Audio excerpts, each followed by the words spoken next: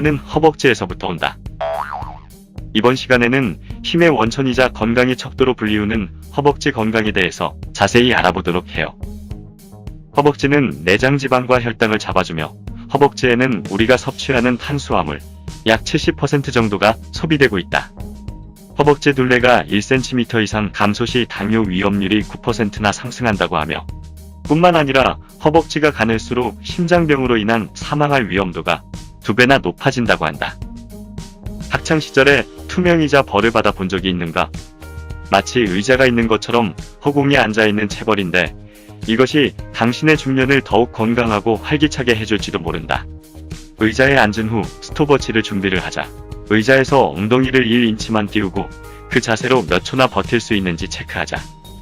무릎을 90도로 유지해서 무릎이 발보다 앞으로 나가지 않아야 하고 허리를 곧게 펴서 상체가 앞으로 구부러지지 않도록 한다. 만약 30초 이상 버틸 수 있다면 당신의 허벅지는 건강한 상태다. 만약 10초도 못 버틴다면 당신의 허벅지는 위험 신호 빨간불이다. 허벅지 근육은 건강의 척도다. 중년의 어느 시점의 거울 속에서 다리가 가늘어지고 엉덩이가 푹 꺼진 볼품없는 나를 발견할 때가 있다. 탄탄했던 내 허벅지는 어느새 물풍선처럼 물컹물컹해졌다. 허벅지 근육의 중요성은 간보다 2배나 많은 당분을 글리코겐 형태로 저장할 수 있다는 놀라운 사실에서 증명이 된다. 밥을 많이 먹어도 허벅지가 굵으면 근육 속에 모조리 쌓아둘 수 있으므로 혈당이 쉽게 올라가지 않는다. 허벅지 근육에 쌓아놓은 글리코겐은 유사시 포도당으로 방출돼 인체가 큰 힘을 발휘하는데 요긴하게 사용한다. 똑같은 일을 하더라도 허벅지가 굵을수록 지치지 않고 에너지를 발산할 수 있는 것이다. 1. 허벅지가 가늘어지면 하나, 오래 못 산다. 2014년 분당 서울대병원의 연구에 의하면 근육이 없는 근감소증 노인의 사망률이 일반인보다 3배 높다. 허벅지에 근육이 없으면 질병 등 위기가 닥쳤을 때 그것을 이겨내는 에너지가 없다. 허벅지 근육은 힘의 원천이다. 2. 살아도 성인병으로 고생하면서 산다. 허벅지 근육이 줄어들면 심혈관계 질환의 발병 위험이 증가한다.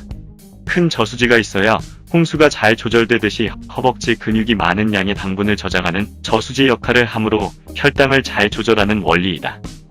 특히 허벅지 둘레는 당뇨병과 연관이 깊어서 허벅지 둘레가 1cm 줄 때마다 당뇨병 위험도가 9% 정도 증가한다. 셋, 여기저기 아프다. 허벅지 근육은 무릎에 전해지는 충격을 흡수하는 역할을 하는데 허벅지 근육이 약해지면 제일 먼저 무릎에 소식이 온다. 퇴행성 관절염이 시작되는 것이다. 또 허벅지 근육은 골반의 균형을 좌우하기 때문에 허리 통증의 원인이 된다. 2. 허벅지가 두꺼워지면 하나, 정력적이고 활력있게 산다. 허벅지 근육은 성장 호르몬, 성호르몬의 분비와 직간접적으로 관련이 있다. 호르몬은 삶을 활력있게 만들도록 도와준다.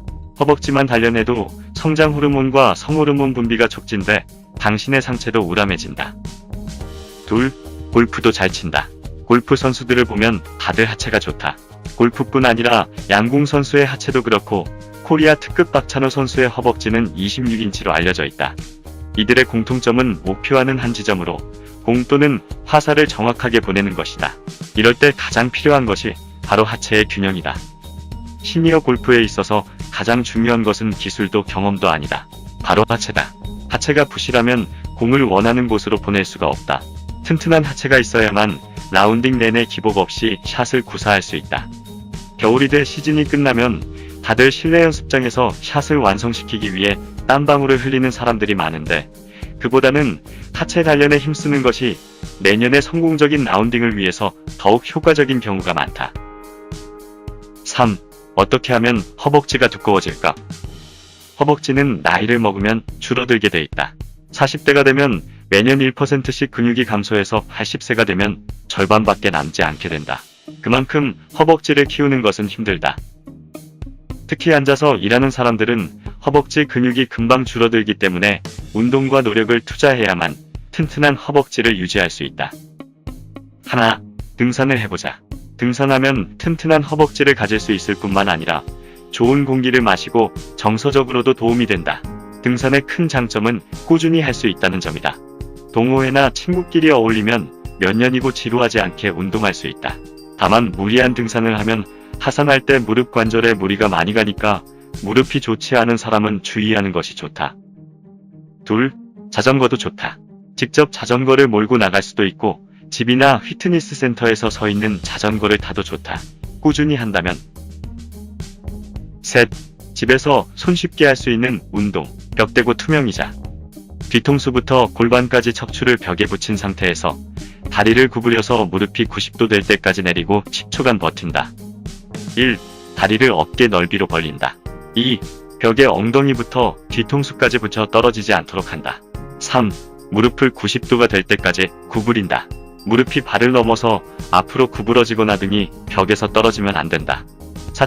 3회 하루 3번 시행한다. 이제 빵빵해진 허벅지를 손으로 직접 느껴보자.